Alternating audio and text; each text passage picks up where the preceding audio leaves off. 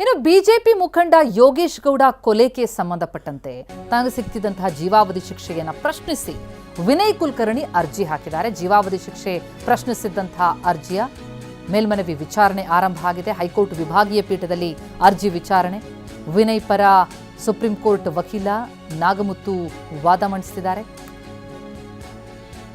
ವಿನಯ್ ಕುಲಕರ್ಣಿ ಜೀವಾವಧಿ ಶಿಕ್ಷೆಗೊಳಪಟ್ಟಿದ್ದಾರೆ ಯೋಗೇಶ್ ಗೌಡ ಕೊಲೆ ಪ್ರಕರಣದಲ್ಲಿ.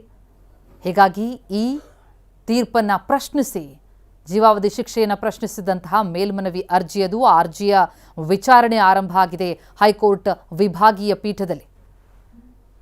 ಈ ಶಿಕ್ಷೆಯಿಂದಲೇ ಮುಕ್ತಗೊಳಿಸಿ ಜಾಮೀನು ಕೊಡಬೇಕು ಅನ್ನುವಂಥ ಅರ್ಜಿಯನ್ನು ಹಾಕ್ಕೊಂಡಿದ್ದಾರೆ. ಜೀವಾವಧಿ ಶಿಕ್ಷೆಯನ್ನು ಪ್ರಶ್ನಿಸಿ ಸಲ್ಲಿಸಿರುವಂತಹ ಅರ್ಜಿ ಇದು. ಮೇಲ್ಮನವಿ ವಿಚಾರಣೆ ಆರಂಭ ಆಗಿದೆ.